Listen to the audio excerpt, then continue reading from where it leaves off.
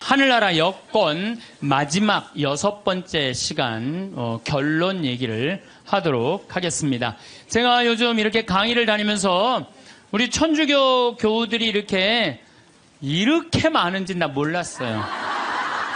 우리 천주교 교우들 한번 부산에 갔는데 그 남천성당이 뭐 한 3,000명 들어간대요. 근데 그 3,000명이 다 들어가고 오늘처럼 이렇게 바닥에 앉고 깜짝 놀랐어요. 그렇게 많은 줄 알고. 뭐 또 대구에 무슨 성령대회 갔는데 그 체육관이 꽉 차고, 얼마 전에 뭐 또 저기 뭐 올림픽 체조 경기장에 갔는데 또 거기도 똑같은 분이 다 돌아다니는 건 아닐 거 아니에요, 지금. 똑같은 분이. 그래서 하느님을 꽉 잡고 살고 싶은 분들이 이렇게 많구나. 예. 이 대한민국이 지금 축복받는 거는요, 정말로 신앙 때문이라는 생각 많이 해요. 저는요, 신앙을 버리는 나라치고 잘 되는 나라를 못 봤어요. 그래서 공산주의, 러시아 쫄딱 망했잖아요. 네, 그렇죠. 북한 쫄딱 망하고 있잖아요. 이게 하느님을 버리면은요, 다 잃어버리는 거예요. 저는 일본, 쟤네들 뭐 어쩌고 저쩌고 그러는데, 저 국제적인 지지를 받지 못하잖아요. 국제적인 지지를 받지 못하면 아무리 잘나도요, 왕따 당하는 거예요. 왕따. 내가 보니 일본은 점점 왕따의 길로 가고 있어. 왕따의 길로. 이게요, 우리나라도 마찬가지예요. 우리나라도 이제 먹고 살만하다고 다른 나라 무시하고, 여기 우리나라에 지금 뭐 외국인들 한 140만 명이 들어올 때잖아요. 우리가 미국에 가고 얼마나 서름 많이 받았어요. 그런데 지금 이제 우리나라에 들어와 있는 뭐 방글라데시 사람들, 베트남 사람들, 이런 사람들 귀하게 여기지 않잖아요. 그게 다시 다 고통으로 돌아와요. 우리가 정말로 그런 사람들 따뜻하게, 이제는요, 단일 민족 끝났어요. 단일 민족으로 이 나라를 유지할 수가 없어요. 그리고 시대가 어떤 시대인데 단일 민족 이거 따져요. 이거 꼭 아들 따지는 집하고 똑같은 거야. 아들 따지는 집하고. 이제는 지구는요, 글로벌한 시대야. 이제 완전히 비행기가 있기 때문에요, 한 집안이야. 그래서 생각을 완전히 바꿔야 돼. 다 하느님의 분신이라고 생각하면 돼. 예수님의 분신. 예수님의 분신이라고 생각하고 잘 대해주시면은 이게 나중에 다 덕으로 돌아와요. 그래서 옛날에 우리 어른들이 베푼 끝은 있다고 그러잖아요. 베푼 끝은.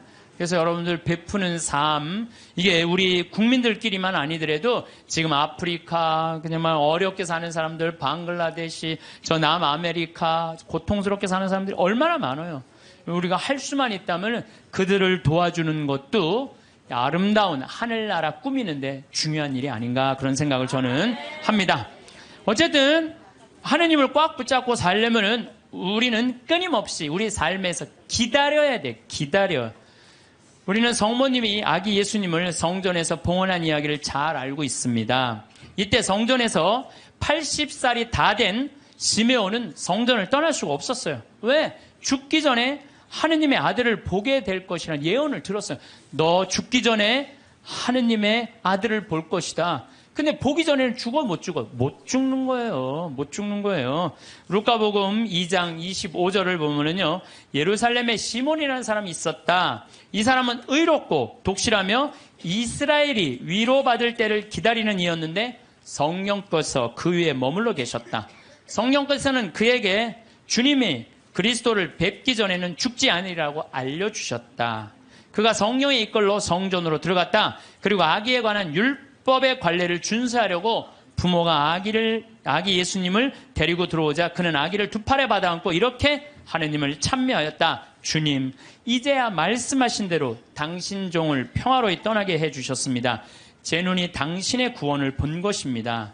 이는 당신께서 모든 민족들 앞에서 마련하신 것으로 다른 민족에게는 계시의 빛이시오 당신 백성 이스라엘에게는 영광입니다. 한나라는 할머니도 84살이나 될 때까지 구세주를 기다려요. 성전을 떠나는 일 없이 단식하고 기도하며 밤낮으로 하느님을 섬겼다. 한나 역시 구세주를 두 눈으로 볼 수 있었어요. 이 사람들은 평생 성전 앞에서 누구를 기다린 거야? 구세주를 기다린 거예요. 그리고 그냥 그 아기 예수님 완성되지도 않고 그냥 그 아기만 보고도 이 사람들은 큰 기쁨을 누릴 수 있게 된 거죠. 우리 신앙생활은요, 기다림의 연속이에요. 내 삶에 예수님께서 언제 문을 두드릴지 깨어 기다려야 한다는 거죠. 만약 여러분들 딸 중에 관연한 딸이 있어. 노처냐, 시집도 안 가고 44인데 44 시즌에 딱 들러붙어 있어. 하도 답답하길래 점집에 가서 물어봤어. 우리 딸이 언제 시집을 가느냐고. 그랬더니 점쟁이가 딱 하더니 저 동북 쪽에서 올해 사람이 올 것이라고. 동북 쪽이면 내가 사는 강원도잖아요. 강원도. 내가 사는 강원도 평창. 사람이 올 것이라고. 근데 내가 음식점을 하는데 근데 이마에 점이 하나 있다. 그 남자가. 그럼 여러분들 집에 가게 먹으러 들어오는 집 사람마다 이마에 점 있는 사람 여러분 어떻게 볼 것 같아요? 혹시 저 사람이 아닐까? 혹시 어느 쪽에서 오셨어? 전라도 아니구나. 동북 쪽이라고 그랬는데 혹시 어느 쪽에서 오셨어? 경상도 아니다. 혹시 어느 쪽에 오셨어? 나 평창에서 왔는데 혹시 이 사람이 아닌가? 여러분들 한 사람 한 사람마다 관심 있게 쳐다볼 것 같아요? 안 쳐다볼 것 같아요? 쳐다보죠? 신앙도 똑같다는 거예요. 우리가요 언제 하느님이 내 삶에 들어올지 몰라요. 그래서 그 만나는 내 삶 안에서 순간순간 하느님이 나에게 과연 지금 무슨 말씀을 하실까? 눈을 부릅뜨고 기다리는 게 신앙 생활이라는 거죠. 예수님께서 마태복음 25장 13절에 그러니 깨어있어라. 너희가 그날과 그 시간을 모르기 때문이다. 우리는 항상 깨어있어야 돼요. 하느님을 꽉 붙잡고 사는 게 신앙생활이에요. 그런데 신부님 언제 오는 거예요 근데? 아니 꽉 붙잡고 있는데 언제 오는 거예요? 아니 예수님이 어떻게 했어요? 막 내가 이제 좀 올 거다 그랬잖아요. 니네들이 세상 돌기 전에 내가 올 것이다 그랬는데 왔어요 안 왔어요? 제자들이 돌기 전에 안 왔잖아요. 그리고 막 제자들이 막 했는데 이 사람들이 막 한 3,000명씩 세례받고 그 예수님 금방 올 거야. 나는 그분들 감정을 충분히 이해를 해요. 막 예수님이 막 무리로 걷었지, 5,000명 먹였지, 기적을 얼마나 했어요. 그래서 죽었는데 또 살아났지, 살아나고도 그냥 보통이야. 막 벽 같은데 막 통과되고 막 정말 기가 막힌 걸 보여주고 또 하늘로 쫙 올랐단 말이야. 그 예수님이 금방 올 줄 알았어요. 금방 올 줄 알고 자기 있는 땅 막 다 팔아갖고 제자들한테 다 갖다 주고 그랬어요. 막. 그리고 또 자기네들도 금방 올 줄 알고 한 3,000명 다 나눠 먹고. 완전히 천국과 같은 예수님이 금방 올 줄 알고. 왔어요, 안 왔어요?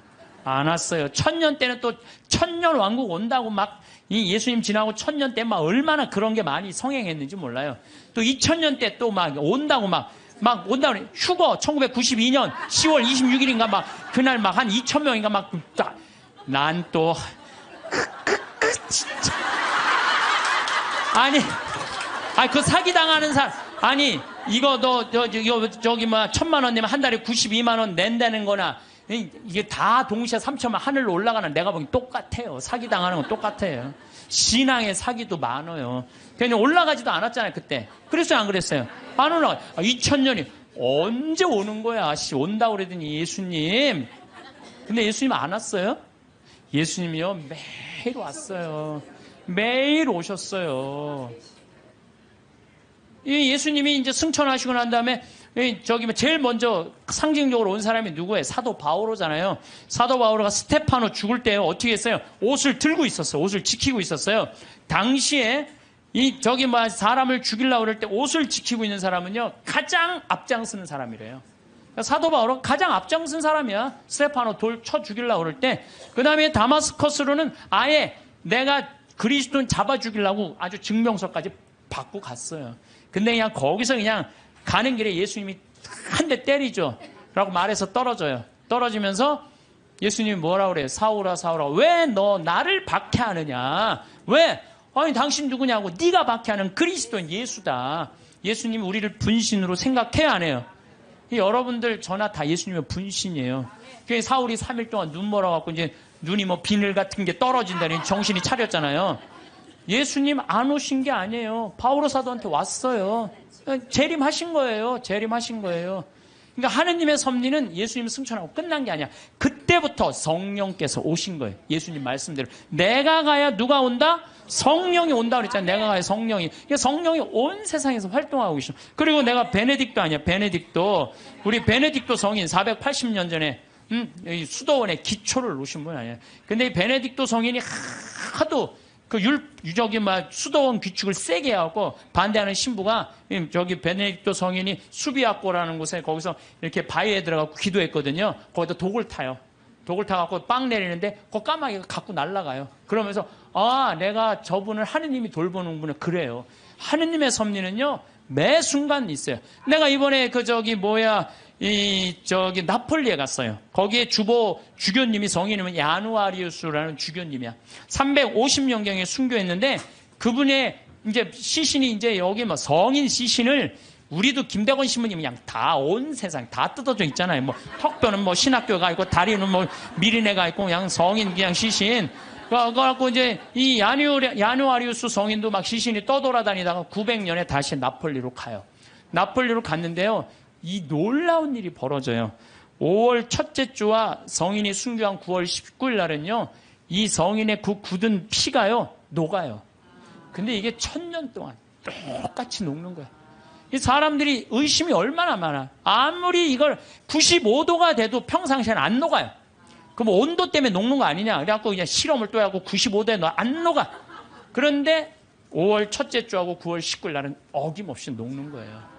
이해할 수 없는 일들이 너무너무 많이 벌어지는 거예요. 이게 다 하느님의 섭리. 하도 의심이 많으니까 하느님이 중간중간 삶 안에 있는데도 우리한테 보여주는 거지. 또 내가 제일 좋아하는 프란치스코 성인 1180년에 태어나서 1226년에 돌아간 프란치스코 성인. 아버지 포목 장수였어요. 너무너무 부잣집 아들이었어. 근데 프란치스코 성인이 어디 뭐 전쟁에 갔다가 그냥 감옥 1년 있다가 와갖고 하느님이 그러는 거야. 예수님이 너 내 교회를 일으켜라. 내 쓰러진 교회를 일으켜라. 이 성인이 무슨 말인지 몰랐어요. 그래갖고 일으켜라. 내가 가난한 사람 도와주라는 얘기인가 보다. 아버지 포목 그 옷 훔쳐다가 가난한 사람 다 나눠줘요. 가난한 사람들 다 나눠주니까 아버지가 어떻게 해요? 에? 이놈의 새끼 이거 내 아들 아니다. 내 재산 아버지 돈밖에 몰랐던 거지. 그래갖고 그냥 그 주교 앞에서 내 아들 이거 아들 안 하는 걸로 그랬더니 프란치스코 옷을 다 그 유명한 장면 있잖아요. 옷을 완전히 벗어서 아버지 앞에 주면서 오늘부터 내 아버지는 하느님이라고. 그러니까 주교님이 이렇게 옷을 감싸주잖아요. 귀도 주교님이. 그리고 이제 이 제2의 그리스도. 나는 아시시에 3번을 갔어요. 우리 프란치스코 성인이 돌아가시기 2년 전에는 이 오상반. 참, 이 오상이라는 것도요, 특별한 은혜 같아요. 고통스럽게. 근데 이 프란치스코 성인, 이번에 내가 우리 직원들하고 이제 아시시에 갔을 때 이번에는 또 다른 은혜를 느꼈어요. 다른 때는 뭐 장미 그 밭이 있어요. 프란치스코 성인이 성욕을 못 견뎌갖고 장미밭에 굴른 데가 있어요. 근데 그게 지금 800년이 지났는데도 그 자리에는 가시가 안 나는 거예요. 그 자리에는. 그래갖고 또 사람들이 의심이 얼마나 많아요. 그러니까 그 장미를 뽑아서 옆쪽 밭에 하면 가시가 나는데 가시 난 거를 다시 프란치스코 성인이 굴른 자리에 갖다 심으면 안 나. 그러니까 예수님이 그 기가 막힌 마음을 귀하게 여긴 거죠. 그리고 또 프란치스코 성인 보고 따라간 사람이 누구 있어요? 글라라. 글라라는 어떻게 했어요? 글라라는 아버지가 장군이었어요. 왕족한테 시집 보내려고 그랬는데 나는 저 프란치스코 성인이 너무너무 정말 존경스럽다. 그런데요, 글라라 성녀는요, 정말로 이뻐요. 키도 크고. 프란치스코 성인 키도 좀 140밖에 안 돼. 145. 그 정도밖에 안 됐다고 그래요. 아주 조그만. 근데 글라라 성녀는 시신에 가보니까 그대로 밀랍을 해놨어요. 글라라 성녀는. 근데 코도 오똑하고요. 정말로 예쁘게 프란치스코 성인 진짜 못생겼죠. 나보다 더 못생겼다 그래. 프란치스코 성인은. 나보다 더 못생겼는데도 이 글라라 성녀는 그 프란치스코 성인의 삶이 너무 거룩한 거야. 그래갖고 그냥 그 이쁜 모습, 그 예쁜 그 수녀, 그 관두고 수녀님 한 거야. 그러니까 동생도 따라왔고. 그러니까 그냥 프란치스코 성인도 아버지도 나중에 어떻게 해? 그 재산 다 팔고 수도자 돼요. 엄마도 수도자 되고. 결국은 다 따라가요. 그러니까 아버지가 장군이나 아버지가 얼마나 박해를, 그 아버지 죽고 엄마도 이 수녀님이 돼요. 그러니까 프란치스코 성인하고 글라라 성녀가 두 집을 다 말아먹었어요. 다 말아먹었어. 수도자로. 응.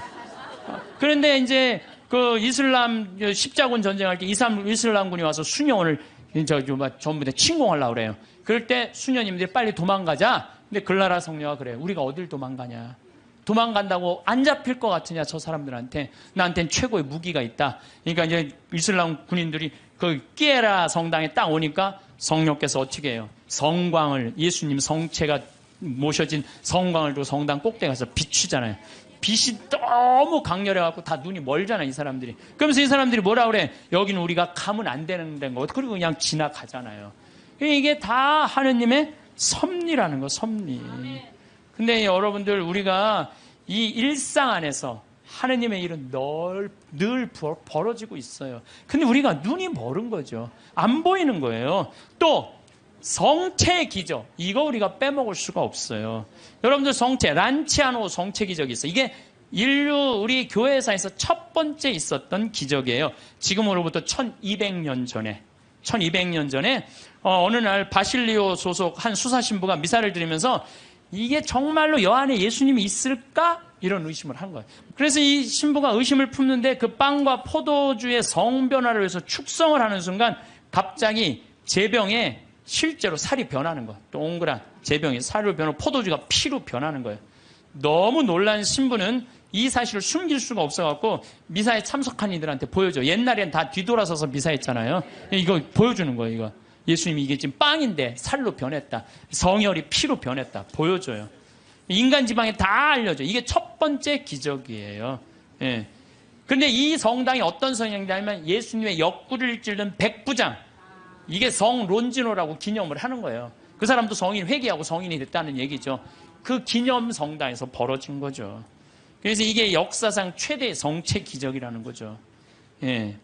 하느님이 의심을 품었던 수사 신부에게 보여준 하느님의 응답이었죠. 역사적으로 성체 기적에 대한 관심이 덜할 때도 있었지만은 란치아노의 신자들은 이 성체를 계속 모시고 있었어. 얼마 동안? 1200년 동안 모시고 있었던 거예요. 1200년 동안. 그런데 1971년에 그 주교들이 이게 진짜 사람 필까? 진짜 사람 살일까? 과학이 이제 발달했으니까 봉합한 걸 뜯어보자. 뜯어봤어요. 그래서 1970년과 71년에 해부학, 병리, 조지학, 화학 및 임상, 현미학 교수들 이런 사람들이 모여갖고 그 수도원의 요청에 따라서 검사를 하기 시작했어요. 검사를 해보니까 1200년 전인데 성체는 이 진짜 피고 진짜 살이고 그 살은 심장 근육에서 나온 살이다. 심장 근육. 우리 예수님 막 이렇게 심장 이렇게 있잖아요. 심장. 우리 예수님이 정말 심장. 그 다음에 살과 피는 인간의 완전한 살과 피다. 그 다음에 살과 피의 혈액형은 동일하다. 이게 나와서 그냥 한 게 아니야. 이게 UN, WHO에도 이게 기재가 돼요. 그래서 7개국의 전문가들이 다시 분석을 해요. 그러면서 이거는 도저히 인간의 그 다음에 이 보통 평범한 걸로는 벗어난 거다. 인간이 설명할 수 없는 이건 기적이다. 그래서 성체의 신비, 이게 매 미사 때마다 일어나는 거죠. 또 이게 이제 800년에 벌어진 건데 1263년에 독일의 신부, 이 신부도 또 의심한 거야. 베드로 신부. 순례를 가던 중에 볼로냐라고, 이것도 이탈리아예요. 그런데 경건한 신부였는데도 불구하고 축성된 면병 안에 그리스도께서 실제로 계시다는 걸 믿기가 어려웠던 거예요. 경건한 신부였는데도. 그러니까 여러분들 의심하는 거 나도 이해도 돼요. 경건화되는데도 이러네요. 경건화되는 대로. 그런데 이가 순교자 크리스티나 무덤 위에 세워진 성당에서 미사를 거행하고 있는데 축성을 하자마자 축성된 면병에서 피가 흐르기 시작한 거예요.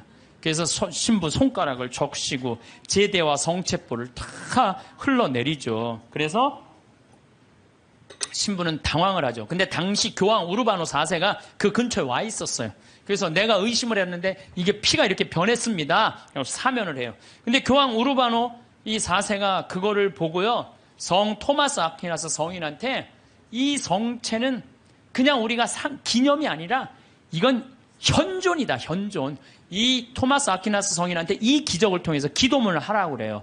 그게 바로 우리가 그 유명한 성체 창가예요. 여러분들 한 번씩 들어봤죠? 엎드려 절하나이다. 눈으로 보아 알 수 없는 하느님. 두 가지 형상 안에 분명히 계시오나 우러러 배울수록 전혀 알 길 없었기에 제 마음은 오로지 믿을 뿐입니다.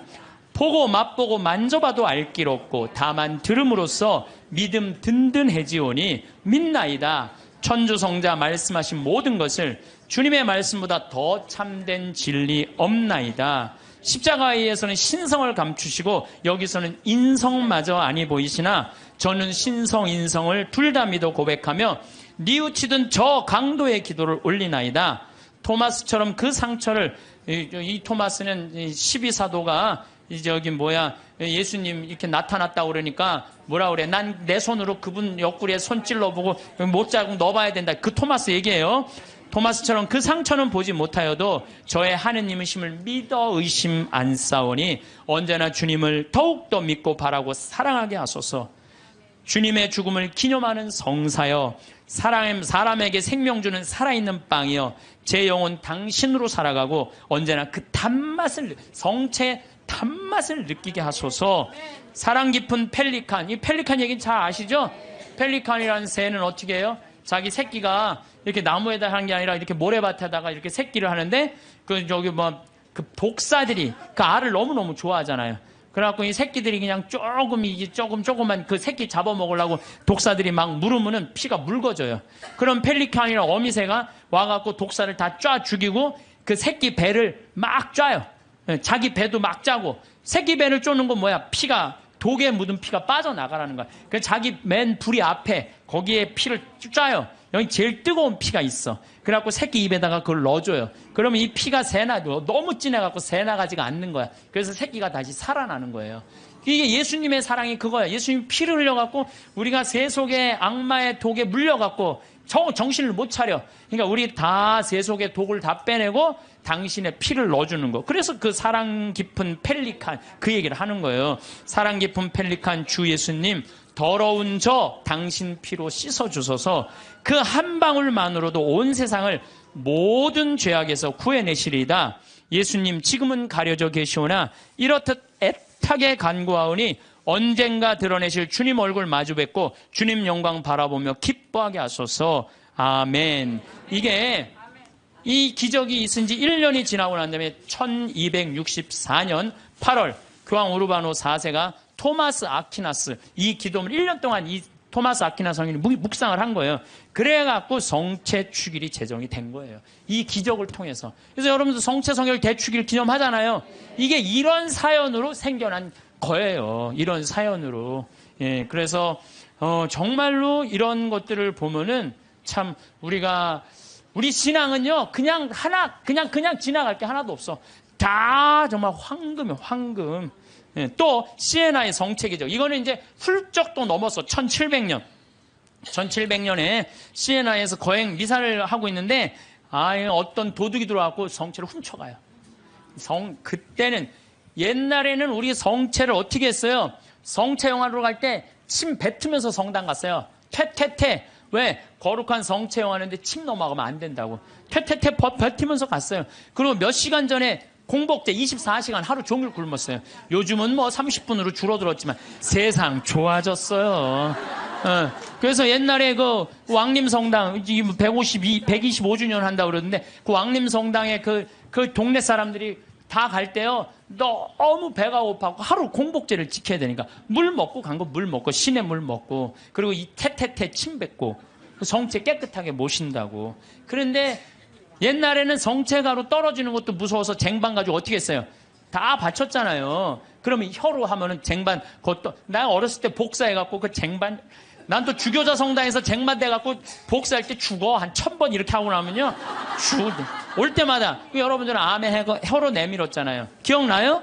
네. 그러니까 그 성체도 다시 다 쟁반하면은 제대해서 다 닦았다고요. 그런데 이 성체를 잊어먹었다. 난리 난 거예요. 그래갖고 그냥 신부들이 그냥 그거 하면 무릎 꿇고 24시간 동안 주교님한테 혼나고 그랬거든요, 옛날에. 근데 이 성체를 도둑 맞았으니 이게 어떻게. 그럼 난리가 났는데 3일이 지나서 소년 성가대회가 거기에 쌀독, 가난한 이들한테 하는 그 쌀독에서 찾아내요. 그래갖고 그 성체를 이제, 이거 명할 수가 없잖아. 그래갖고 모셔두는데, 그래도 특별한 일 있을 때마다 처음엔 300 몇 개를 잃어버린 거예요. 그런데 요즘은 223개 남았대요. 그런데 이게 300년이 지났는데도 하나도 안 변한 거예요. 이게 면역 밀떡은 조금 지나면 변하거든. 100년, 200년, 300년이 지나도 하나도 안 변한 거예요. 이게 바로 하느님의, 아니 그냥 매일 하느님의 섭리는 벌어져. 여러분들 맨날 성체 영화하는 거 맨날 살아있는 예수님 영화하는 거예요. 그게 매일 하느님이 어디 있는 거야? 왜 안 오는 거야?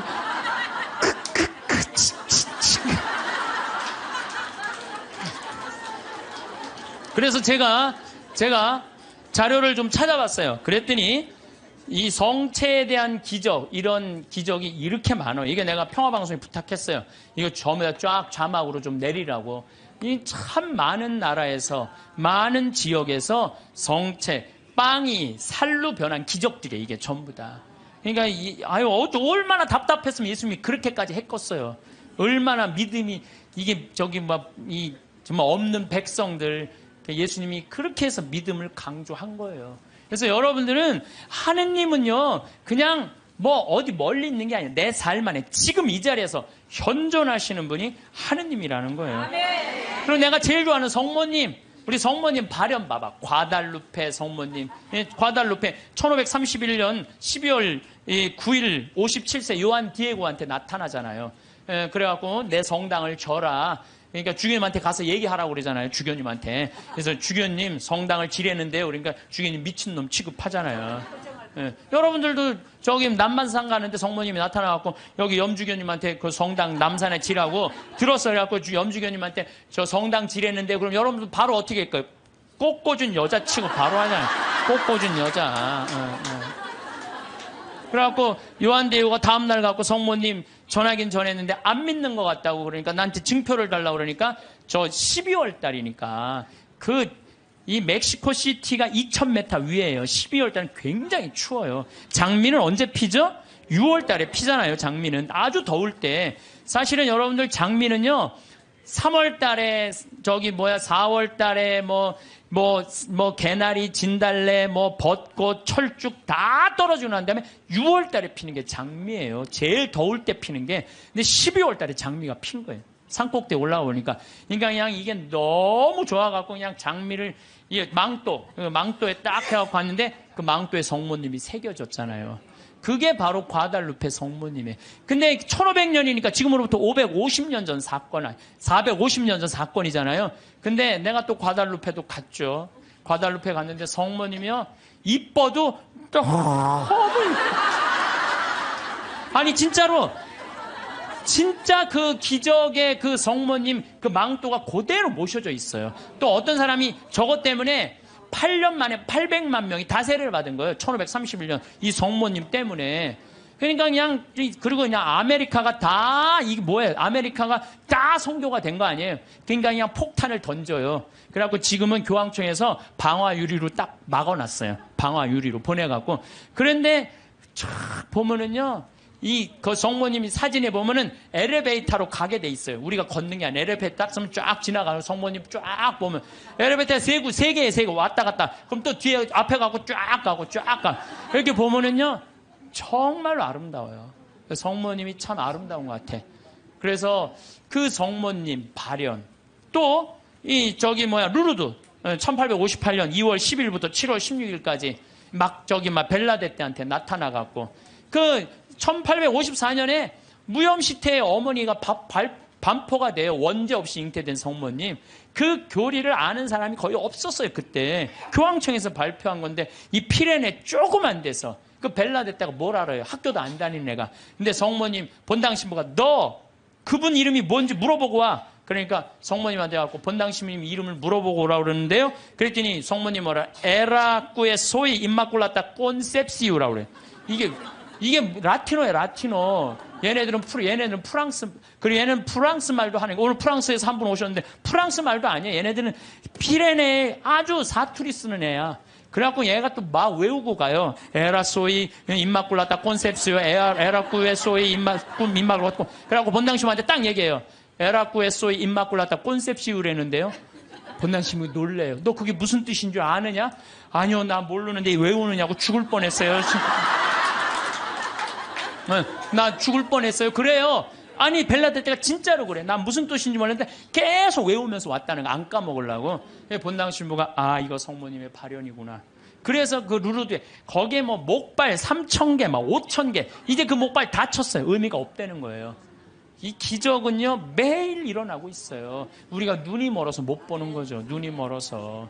또 그 유명한 파티마, 1916년에 천사 셋이 세 아이한테 나타나갖고 너희들 열심히 기도하라. 중요한 분 만날 테니까. 그래서 1917년 5월 13일부터 10월 13일까지 성모님이 매일 그날 나타나잖아요. 프란치스코 히아친타 루시아.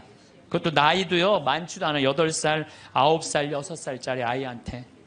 그래갖고 러시아의 회개를 위해서 기도하라고 그러잖아요. 나는 내가 포르투갈에 가서 정말 어처구니가 없더라고요. 왜 어처구니가 없느냐면은 포르투갈은 유럽의 맨 끝에 있어요.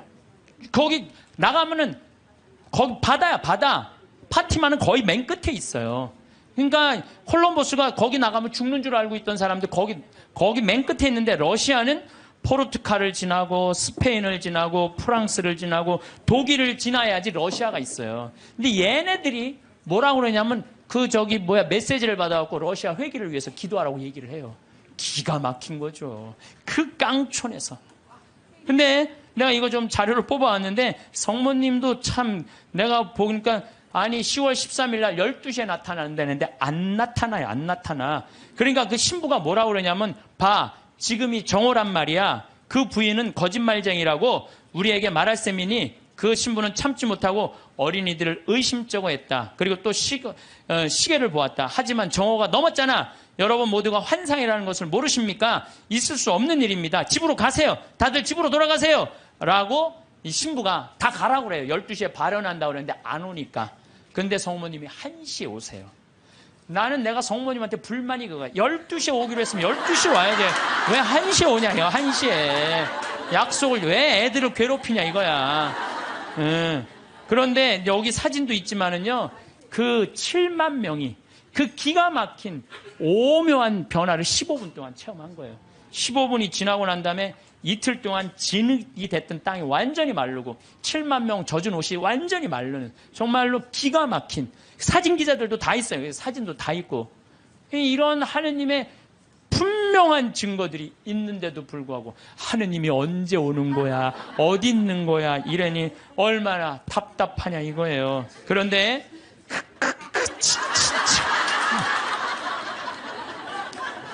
근데 제가 여러분들한테 오늘 특별히 소개할 분은요, 과달루페 성모님도 아니고 루르드 성모님도 아니고 그 다음에 파티마 성모님도 아니에요. 오늘 여러분들한테 특별히 소개할 성모님은 르완다 성모님이에요.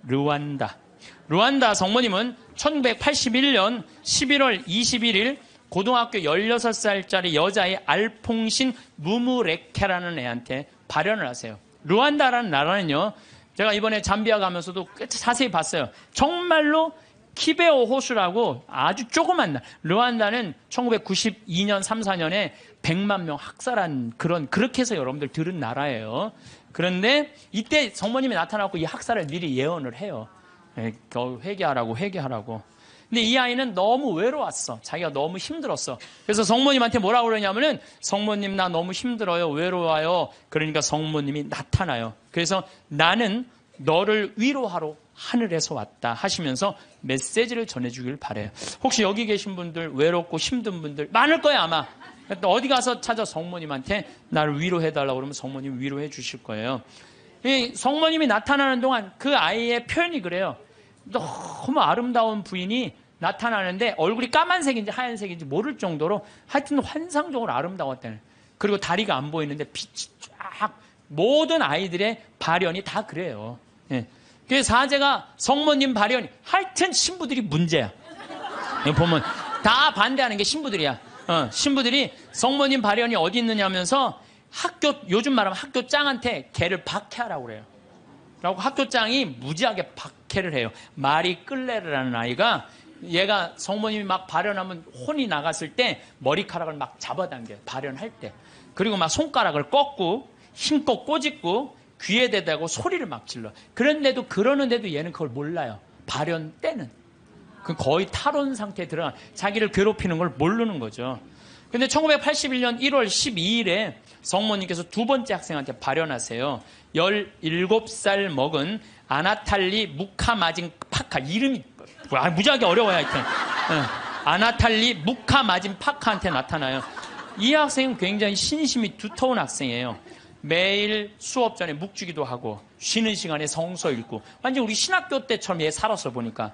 근데 이 아이한테 성모님이 나타나고 메시지를 빨리 회개해야 된다. 이 르완다라는 나라는 그 메시지를 좀 큰 고통이 올 것이다 라는 메시지를 전해줘요. 근데 제일 놀라운 거는 이 마리 끌레르 막 꼬집고 꺾고 머리끄댕이 끌어당기는 한테 성모님이 보기에도 너무 했나 봐. 얘한테 나타나요. 얘한테 1982년 3월 1일 날 두 소년을 괴롭히던 마리 끌레르에게 나타나요. 나타났을 때 얘가 너무 아름다운 부인이 자기한테 찾아왔을 때 환시를 부정합니다. 왜? 자기가 박해했잖아. 애들 둘을 괴롭히고. 이 10대 소녀는 자신이 조롱하고 공격했던 두 소녀가 자기를 속이는 거라고, 성모님이 나타나 속인 거라고 확신해요. 속인 게 아니라 자기가 미쳤거나 악마에 사로잡혔다고 생각을 해요. 그러나 성모님의 안심시키는 목소리로 마리 끌레르는 완전히 사람이 변해요. 그러니까 그동안 미안했다고 눈물을 하면서 이 두 소녀와 함께 이 세 소녀는 성모님의 이게 내가 왜 여러분들한테 말 교황청 인정이 떨어졌어요. 교황청에서. 그건 확실한 성모님 발현이다. 근데 사실은 여기에 더 놀라운 거는 셰가타샤라는 남자아이예요. 이 남자아이한테 누가 나타나요? 예수님이 나타나요. 예수님이. 근데 문제는 얘는 성당에 안 다니는 애예요. 그 성당에 안 다니는 사람한테도 많이 나타나요. 그래서 저는 이게 이제 평화방송에도 나가겠지만 가끔 이런 얘기를 해요. 우리 교회에만 구원이 있다. 이렇게 말하는데 그거는요 모르는 소리예요. 아니 그럼 얘한테 나타나지 말아야지. 그렇지 않아요? 그런데 먼저 이 동네는 아예 예수님을 모르는 동네예요. 그리고 여러분들 아프리카 가봤어? 안 가봤으면 말을 하지 마세요. 아프리카는 우리가 생각하는 것처럼 전선이 있는 것도 아니고 방송이 있는 것도 아니에요. 그러니까 내가 밤에 한번 다녀봤는데 진짜 이 사람들이 차가 없으니까 다 걸어 다녀요. 저 경상도 시골에서 살 때 그 어렸을 때 가면 막 귀신 나온다. 불빛 막 이상한 불빛. 그거하고 똑같아 지금도. 그러니까 시골은요 완전히 차단된 데야. 거기는 성당도 없고 교회도 없고 아무것도 없는 애야. 얘는 학교도 안 다니는 애야. 성당이 예수님이 뭔지도 모르는 애야. 이 예수님이 나타나고 성서에 대한 얘기 다 해주고 사도신경 다 알려주고 그 다음에 나는 이 셰가타샤한테 예수님이 해준 말이 너무 마음에 들어서 여러분들한테 얘기를 해줘요. 모든 사람에게 말하여라. 성경을 읽고 내가 한 말을 찾아보아라. 그러니까 여러분들 제가 이 교우들한테 안타까운 게 뭐냐면 신앙생활 할 때 보면 막 특별한 뭐가 나오기를 바라는 분들이 있어요. 그런 거 없어요. 특별한 게 어디 있어요? 내 손에서 뭐가 나오길 바라는데 내 손에선 아무것도 안 나와요. 내 손에선 아무것도 안 나와요. 그런데 특별한 게 아니에요. 예수님이 강조하는 건 성서. 2000년 전에 예수님이 와서 하신 말씀을 보라는 거예요. 그 안에 다 들어있어. 모든 우리의 답답한 거, 궁금한 거 어디에 다 들어있어? 성서에 다. 그러니까 모든 사람에게 말하여라. 성경을 읽고 내가 한 말을 찾아보아라. 내가 예전에 한 말을 모두 믿고 그대로 살아라. 최후 심판 날에는 이중적인 의미가 있다. 각자에게 심판의 날은 곧 죽음의 날이다. 전 인류에게 있어서 최후 심판 날은 나의 재림날이 될 것이다. 어떤 날이든 그날은 모든 사람이 하느님을 더 가까이. 이게 멸망이 아니야. 여러분들 최후 심판, 재림 이걸 멸망으로 하는데 멸망이 아니에요. 완성이에요. 완성. 우리 신부님이 말씀하신 오메가 포인트라는 거예요. 완성으로 간다는 거예요. 그러니까 인류는요 지금 완성으로 향해서 가는 거예요. 인류가 망할 것 같아. 2000년 전, 1000년 전에 비하면요 지금처럼 건강한 적이 없어요.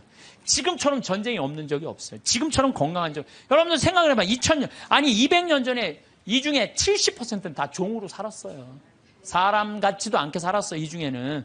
그렇죠? 양반 비율이요. 충청도가 제일 많았는데 15%였어요. 15%. 나머지는 다 평민, 상민, 종으로 살았어요. 나머지는 다. 그러니까 지금 여러분들 시대가 좋아서 종이 어딨어. 그렇지 않아요? 굉장히 건강해진 거예요. 긍정적인 눈으로 바라보셔야 돼. 또 요즘 아주 1968년 이탈리아 로톤도의 비오 신부님, 이 신부님 책을 한번 사서 읽어보세요. 정말로 하느님의 섭리가 그대로 드러나신 신부님이 이 비오 신부님이에요. 비오 신부님은요, 정말 오상, 평생 오상 받았어요. 근데 이 신부님도요, 이 오상이 싫었던 거야. 왜? 이게 사람이 자꾸 이렇게 쳐다보고 막 와서 확인하고 그러니까. 그래서 처음에 감춰요. 막 붕대로 싸요. 오상을. 그러다가 하다 안 되니까 오상을 드러내 놓으셔요. 그러니까 사람들이 너무 많이 모이니까요, 좀 위에서 또 반대해요. 너 미사하지 말고 고해성사하지 말라고 혼자 해라고. 순명을 하세요. 이 신부님이. 정말 생기기도 이 신부님은 잘생겼어. 아주 잘생긴 신부님인데, 그리고 의사들이 붙어요. 왜? 50년 동안 오상을 입었으니까 이게 병으로 오염되지 않을 거나 계속. 그런데도 오염되지 않은 채로 50년을 가고, 이게 비오 신부님이 물어봐요. 나 이거 언제 끝나느냐고. 너 죽는 날 끝난다. 그런데 놀랍게도 신부님이 돌아가시는 날 이게 싹 치유가 돼요. 돌아가시는 날. 예. 이게 뭐 살아있는 하느님의 증거죠. 하느님께서는요, 끊임없이 활동하고 계셔요. 우리가 깨어 눈을 부릅뜨고 하느님의 활동을 기다리지 않아서 그렇죠. 시메온처럼요, 애절한 마음으로 하느님의 손길을 느끼려고만 한다면 수도 없는 하느님의 섭리를 여러분들은 느끼실 수 있을 거예요. 아, 좋아. 내가 지금 오늘부터 하느님하고 살 거야. 근데 내가 지금 빨리 나가서 택시를 잡아야 돼. 내가 기도하면은 내가 막 택시가 금방 올 거야. 하느님이 보내줄 거야. 그래갖고 그냥 막 나가고 딱 하느님 딱 택시를 보내줘서 역시 하느님은 내 기도를 들어주셔. 이런 분은요, 신자가 아니라 환자예요. 환자. 이런 분들은 신자가 아니라 환자예요. 환자. 하느님은 특별한 일에 내 삶에 관여하시는 게 아니에요. 일상 안에 관여하시는 거예요. 그래서 그 유명한 얘기가 있죠. 어떤 정말 기가 막히게 열심한, 하느님의 섭리를 매일매일 믿는 사람이 이제 동네 홍수가 났어. 그래갖고 이제 911에서 방송을 한 거예요. 이제 빨리 피신하십시오. 지금 위험하니까 빨리 피신하십시오. 그랬더니 이 사람은 그러는 거야. 나는 하느님이 와서 구해줄 거다. 홍수가 와도 이 노아가 그 홍수가 났을 때 하느님이 구해줬듯이 나는 구해줄 것이다. 근데 이제 다 피했는데 이 사람은 안 피한 거야. 그래갖고 보트가 왔어. 보트가 와갖고 빨리 타시라고. 그랬더니 나는 하느님이 구해줄 건데 이 보트에 이 많은 짐을 어떻게 실으면 하느님이 완벽하게 구해줄 텐데 니네들 가라. 얼마나 버팅겼는지 그 보트가 못 구했어요. 그러고 난 다음에 이제 또 물이 차갖고 지붕까지 했네. 지붕에 올라가고 헬기가 왔어. 헬기가 빨리 타라고. 이거 안 타면 이거 죽는다고. 걱정하지 마. 하느님이 와서 구해줄 테니까 당신 가라고. 마지막 이 사람 죽었어요. 죽어갖고 하느님한테 따졌어요. 하느님, 왜 나를 안 구해주러 왔느냐. 노아, 내가 그렇게 애절하게 기도했는데도. 그랬더니 하느님이 어이가 없다는 듯이 무슨 소리냐. 나는 너한테 3번 보냈다. 한 번은 방송으로 보내고, 한 번은 배로 보고, 한 번 헬리콥터까지 보냈다.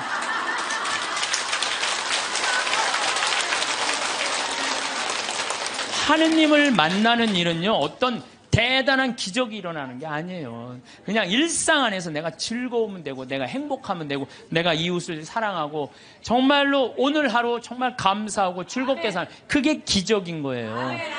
무슨 로또가 그냥 밤에 번호를 짝짝짝짝 알려줘갖고 내가 로또가 된다. 그건 환자예요. 환자. 신자가 아니라. 그래서 여러분들 가장 위대한 기적은 뭔지 아세요? 매일 미사의 성체 기적이에요.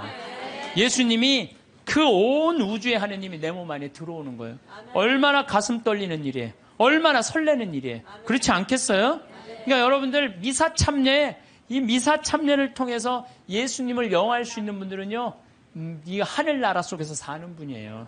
그래서 제가 지난 1, 2, 3회에 대해서도 뭐라고 말씀을 드렸냐면, 이 예수님은 지금도 우리 삶 안에서, 내 삶 안에서 관여하고 계신다. 하느님만 꽉 붙잡고 살면은 하늘나라 경계 없다. 이 세상. 그래갖고 내가 정말로 열심히 사는 사람은 가슴에 뭐가 있어?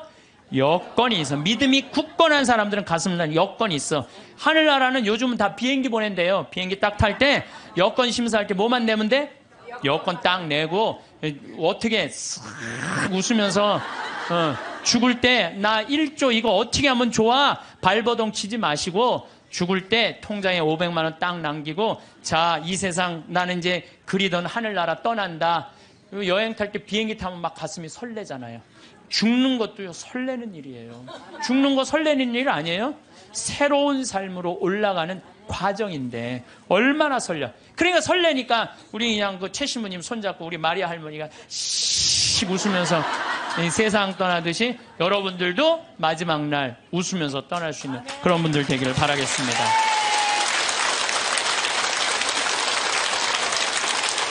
기도 바치겠습니다. 성부와 성자와 성령의 이름으로 아멘. 하느님 아버지, 우린 늘 부족합니다. 의심이 많고 또 믿음이 부족합니다. 그렇기 때문에 우리는 당신의 도움이 필요합니다. 성령의 도움이 필요합니다. 우리 약해진 믿음 굳건해지고, 베드로 사도가 그렇게 예수님을 배신하고 예수님의 뜻을 모르고 심지어는 예수님 죽음 뒤에 고기 잡으러 갈릴레아로 돌아간 그러한 무지한 짓을 했어도 마지막 날에는 당신의 영광을 위해서, 하늘나라를 증거하기 위해서 십자가의 마지막에 못 박혀 순교하였듯이 우리들도 이 세상 삶 실수투성이, 오류투성이, 죄악투성이지만 마지막 날에는 정말로 당신의 영광을 드러내고 당신의 나라로 들어갈 수 있는 그러한 은총의 지위 유지할 수 있도록 우리에게 언제나 성령 가득 내려주소서. 영광이 성부와 성자와 성령께 성부와 성자와 성령의 이름으로 아멘. 감사합니다. 반갑습니다. 우선 기도 먼저 하고 시작하도록 하겠습니다. 성부와 성자와 성령의 이름으로 아멘. 하느님 아버지, 우리가 이 세상 살면서 죄를 안 짓고 살 수는 없습니다. 그렇지만 항상 삶 안에서 죄를 경계하고 죄에서 벗어나 당신의 주시는 평화 속에서 살 수 있도록 이 시간 함께하여 주시고, 또 이곳에 모인 우리 교우들에게, 또 교우들 가정에 당신의 진정한 평화 내려주시기를 청합니다. 영광이 성부와 성자와 성령께 성부와 성자와 성령의 이름으로 아멘. 참 예수님, 네, 반갑습니다. 네.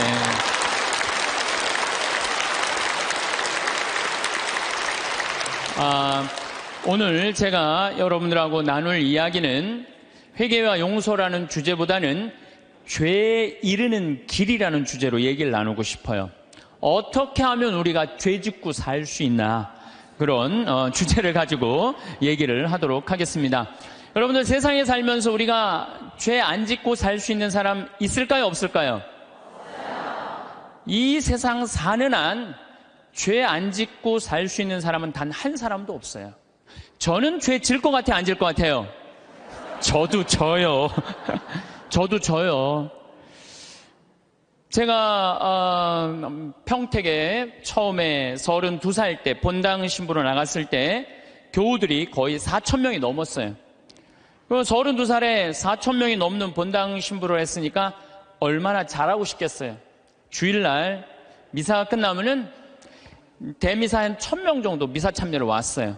그러면은 그 미사 끝에 성당 마당에서 그 교우들 손 한 번씩 잡아주려고 그참 한 분도 안 빼고 손을 잡아주면서 눈인사를, 눈 마주치면서 일일이 말은 다 못했지만 눈으로 잘 지냈느냐, 잘 지내라, 이런 마음으로 눈인사까지 다 했어요.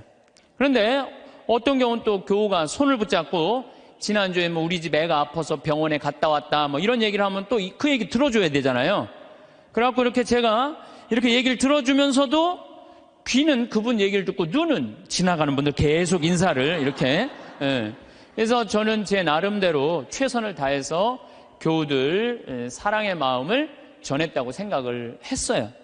근데 다음 주에 고해소에 들어와갖고 자매 하나가 막 우는 거예요. 신부님, 왜 나를 무시하느냐?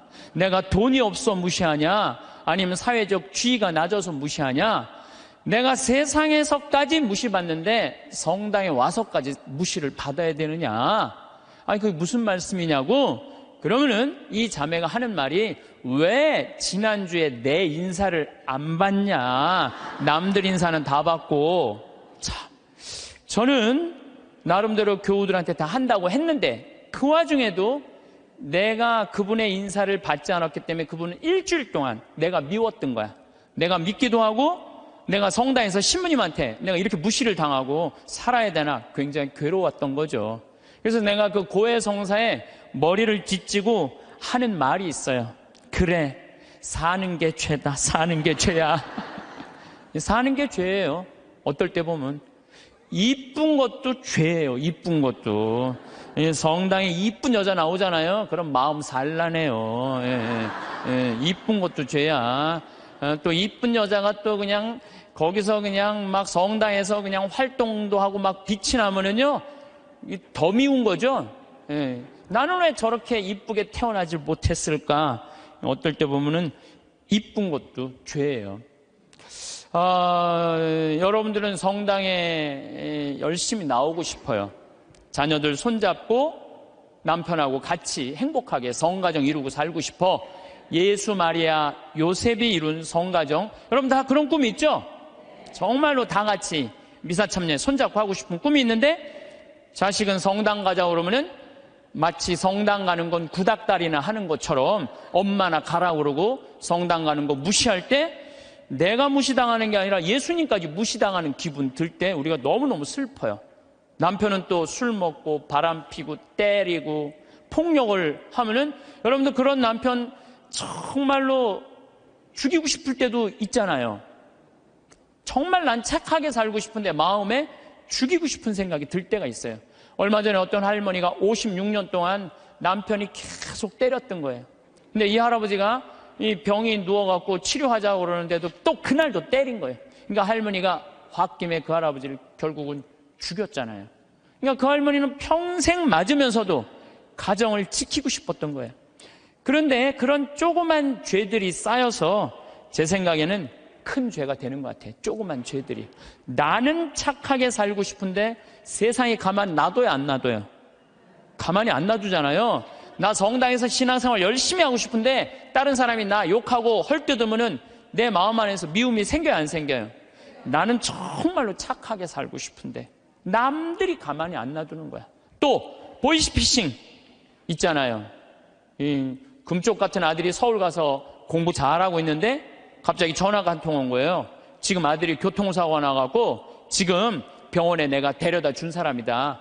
이 응급실에 있는데 수술 안 하면은 죽는다. 빨리 돈 좀 보내라. 아니, 아들이 죽는다는데 묻지도 따지지도 않고 어떻게 해요? 돈 300만 원 보내줬어. 그랬더니 한 10분 후에 아들이 전화하는 거, 엄마 잘 있느냐고. 멀쩡한 아들이. 이미 돈은 보냈는데. 그렇게 2008년부터 3만 건이 넘는 보이스피싱에 우리 순진한 사람들이 얼마만큼의 돈을 손해를 받느냐면 3,700억을 손해를 봤어요. 3,700억을. 그러니까 그 착한 사람들이 그렇게 돈이 사기당했다고 생각했을 때 화가 나요, 안 나요? 화가 나요. 착하게 살고 싶은데도 세상이 가만히 놔두지 않는 거예요. 근데 여러분들, 여기 계신 여러분들 대부분이 착하게 살고 싶은 분들일 거예요. 그러니까 이 시간에 여기 나왔겠죠. 한번 착하게 살아보고 싶은 의지가 있는 분들 아니에요. 근데 남을 죄짓게 하는 사람들은 반드시 하느님께서 거기에 응당한 대가를 치른다고 예수님 말씀하시잖아요. 예수님께서 이런 말씀을 하시죠. 남을 죄짓게 하는 일이 일어나지 않을 수는 없다. 참 중요한 말을 해요. 우리가 세상을 살면서 남을 죄짓게 하는 일을 안 일어날 수는 없다. 그러나 불행하여라. 그러한 일을 저지르는 자, 이 작은 이들 가운데 하나라도 죄짓게 하는 것보다 연자매를 목에 걸고 바다에 내던져지는 편이 훨씬 낫다. 너희는 스스로 조심하여라. 우리 이 세상 살아가면서요, 나도 죄를 안 짓고 살아야 되지만 나로 하여금 다른 사람이 죄를 져서는 안 된다는 거예요. 그래서 항상 죄에 대해서 경계를 해야 되는 거죠. 그래서 여러분들 주위 중에 지금 사기치는 사람들, 남 괴롭히는 사람들, 이런 사람들 누가 다 대신 벌 줄 거야? 하느님께서 대신 다 벌 줄 거예요. 그래서 여러분들이 직접 벌 주지 마세요. 누구한테 미뤄? 하느님한테 미뤄. 하느님이 좀 알아서 좀 해달라고. 그래서 이 세상에서 제일 회개시키기 힘든 사람이 어떤 사람이냐면은 자기는 죄 지은 게 하나도 없고 다 남 탓이라고 생각하는 사람. 마누라 실컷 두들겨 패고 난 다음에 당신 마누라 때리면 안 된다고 그럴 때 나는 잘못한 거 하나도 없다. 저 마누라가 잘못해서 내가 두들겨 팬 거다. 이런 사람은 회개시킬 수가 없어요. 그러니까 여기 계신 분들 중에 나는 지금 잘하고 있는데 남들이 잘못돼갖고 내가 죄를 짓는 거다. 내가 때리거나 이러는 거다. 이거 큰 위험에 빠진 분들이에요. 옛날에 러시아에 신부님이 한 분 계셨어요. 이 신부님은 이렇게 시내 본당 신부님이었어요. 근데 이렇게 가정방문 아침에 나가고 병자성사를 나갈 때 보면 그 앞에 몸 파는 여자들이 그냥 성당 앞에 시내니까 쫙 있었어요. 그래갖고 밤새 막 옷 그런 거 그냥 빨아놓고 걸어놓으면은 신부님이 나가면서 회개하라고, 니네들 때문에 수많은 사람들이 죄 속에 빠지고 너희들도 죄의 굴레 속에서 산다고, 회개 안 하지면은 너희들은 지옥에 갈 것이라고. 신부님 나갈 때 또 들어올 때 또 그냥 밤에 그냥 여자들이 그냥 몸 판다고 쫙 이상하게 옷 입고 앉아 있으면은 그냥 신부님 눈꼴이 시잖아요. 그러니까 뭐라 그래? 회개하라고. 너희들 그렇게 죄 지면은 지옥에 갈 거라고. 그래서 신부님이 평생 그 여자들한테 회개하라고 얘기를 했어요. 그래도 이 여자는 먹고 살아야 되니까 그냥 신부님이 그럴 때마다 눈물을 흘리고 회개를 했어요. 그런데 신부님이 그렇게 열심히 하늘나라 선포하다가 돌아가셨어요. 돌아가셨는데 신부님이 돌아가신 날 그 성당 앞에서 맨날 몸 팔던 여자도 같이 죽은 거야. 똑같은 날. 그래갖고 이제 베드로 성인 앞에 가고 이제 천당, 지옥, 연악, 도정을 딱 받으려고 이렇게 줄 서서 있는데 신부님이 가만히 보니까 평생 몸 팔고 살던 여자가 앞에 딱 서 있는 거야. 이 여자가 내 앞에 있네? 그래갖고 이제 저 여자 평생 죄 짓고 산 여자니까 저 여자는 지옥에 갈 거야. 그리고 이렇게 있는데 베드로 성인이 그 여인을 보더니 안다는 듯이 싹 웃으면서 이 치부책을 대충 넘기는 거야. 대충 넘기더니 핸드는 소리가 천당 도장을 딱 찍어주는 거야. 신부님이 뒤에서 기가 막히잖아요. 저 여자가 어떻게 산 거 알면은 천당이라는 도장을 찍어줄 리가 없는데 저런 여자가 천당이면은 나는 만당이겠다. 만당. 저런 여자가 천당이면 난 만당이겠다. 그래갖고 신부님 차례가 딱 됐는데 베드로 성인이 신부님을 딱 보더니 안 됐다는 듯이 이렇게 쳐다보더니 이 장부를 자세히 꼼꼼히 넘기는 거예요. 그러더니 베드로 성인이 신부님은 지옥이라고 지옥 도장을 딱 찍은 거예요. 신부님이 따졌죠. 지금 베드로 성인 제정신이냐고.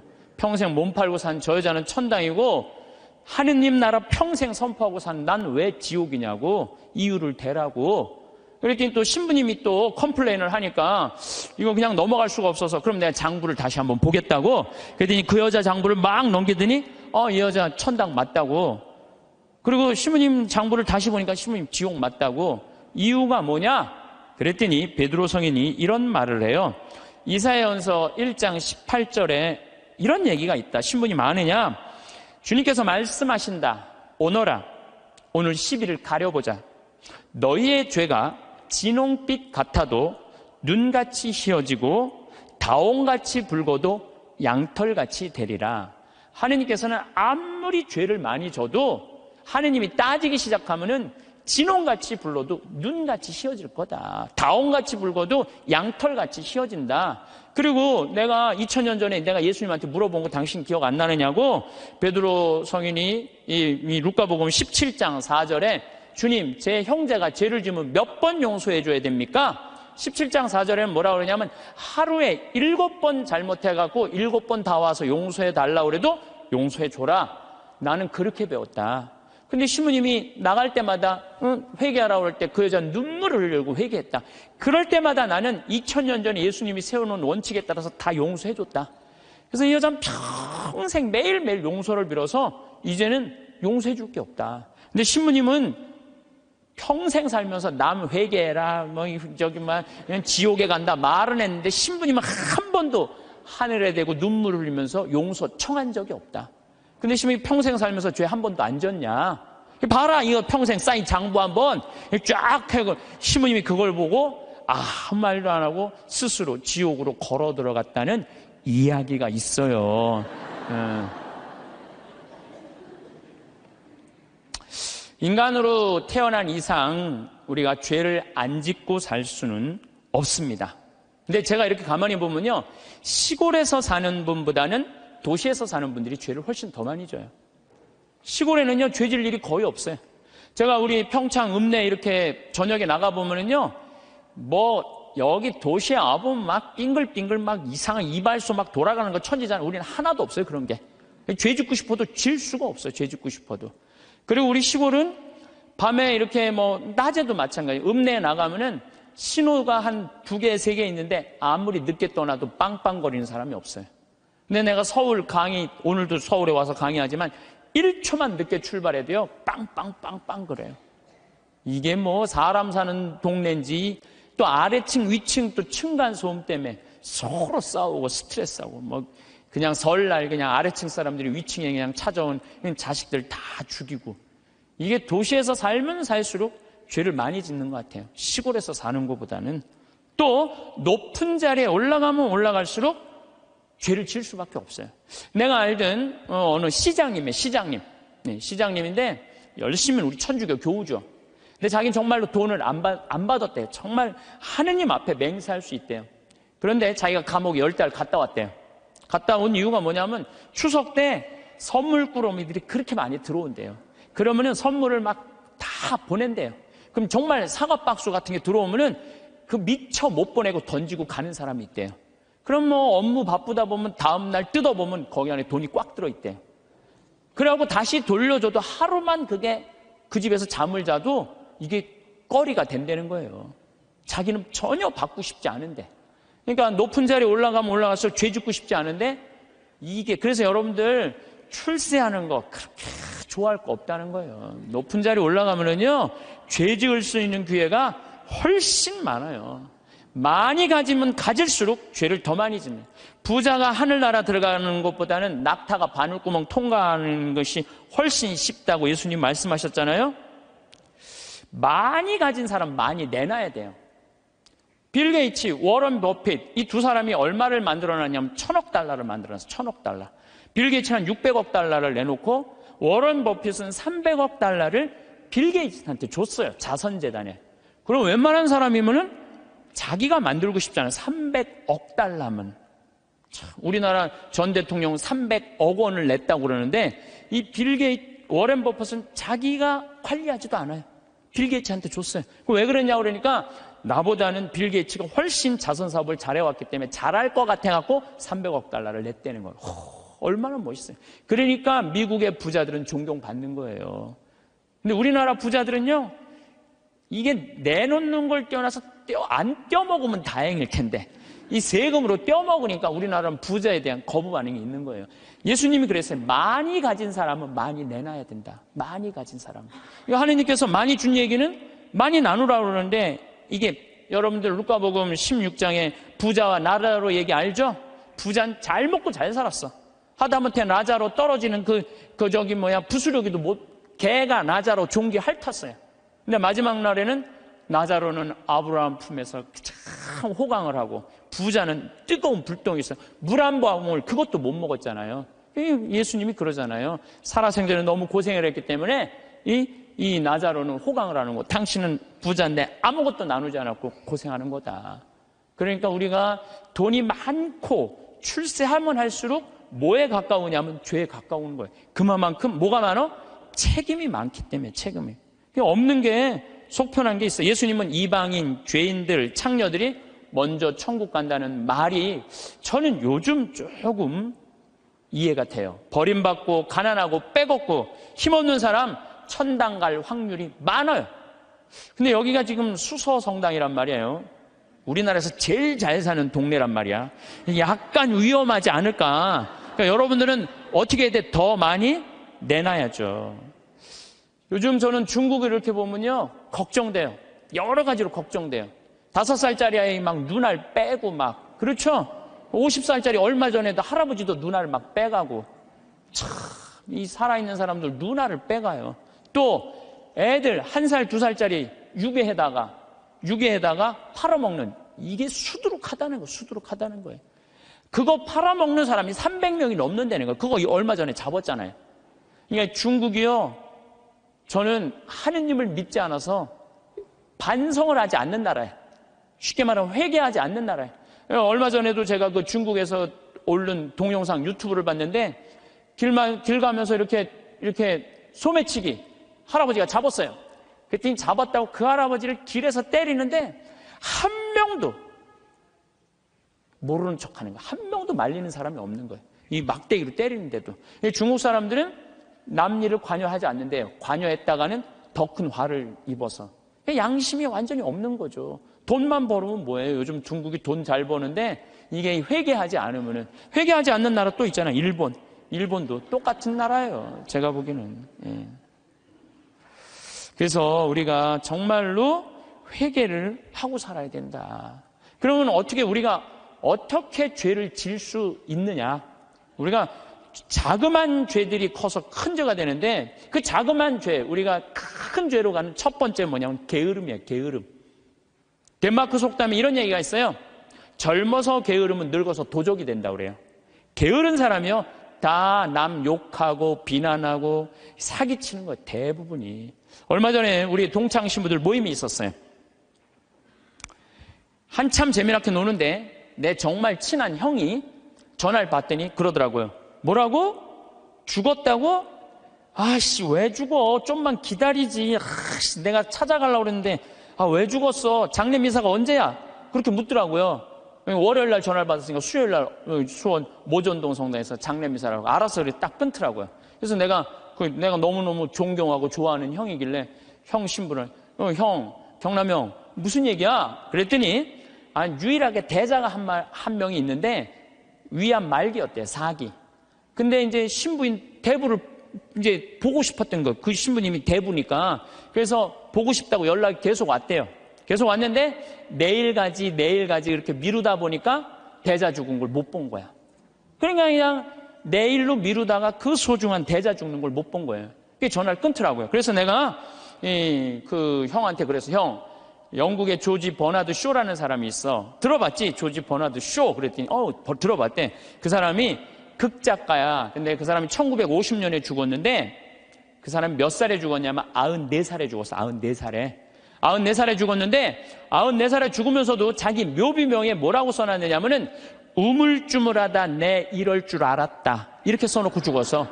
94살에 죽으면서도 우물쭈물하다 내 이럴 줄 알았다. 이러고 죽었어. 무슨 얘기냐면 우리가 내일 하지 하다가요, 소중한 일을 못하는 경우가 많아요.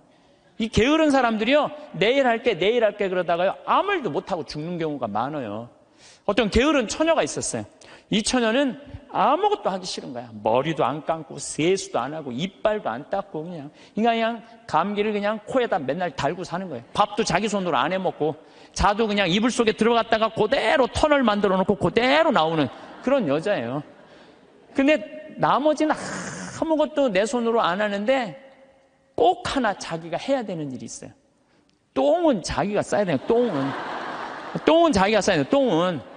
그 똥도 그냥 며칠 그냥 미루다가 그냥 도저히 배가 아파갖고 어쩔 수 없을 때 이제 옛날에 그냥 그 화장실 뒷간에 이제 똥 누러 가는 거죠. 이 똥을 이렇게 앉아서 팔짱을 이제 다리 사이에 끼고 이렇게 보는데 사는 게 너무너무 괴로운 거, 귀찮고, 사는 게 힘들어, 귀찮고 죽겠다. 근데 감기가 걸리니까 또 힘을 주려니까 콧물이 쭈르륵 나와갖고 발판에 딱 단 거예요. 발판에 딱 닿는데 웬만한 여자 같으면 손을 꺼내갖고 이걸 훔칠 텐데 여기 무릎 이거 쪼그린 데서 팔 빼는 게 귀찮은 거야. 이렇게 쳐다보고 있는데 구데기가 한 마리 지나가다가 웬 흰 기둥이 있단 말이야. 이게 뭔가 하고 구데기가 타고 올라오기 시작했어요. 막 타고 올라오는 거야. 막 타고 올라오는데 구데기까지 날 귀찮게 하네. 그리고 막 코끝에 보일랑 말랑 할 때까지 온 거야. 이제 코끝에까지 막 와갖고 귀찮아 죽겠네. 이제 손을 빼갖고 내가 훔쳐야 되겠다. 그런데 갑자기 바깥에서 노크 소리가 땅땅 들린 거예요. 그랬더니 이 여자 너무 깜짝 놀라고 어떻게 했냐면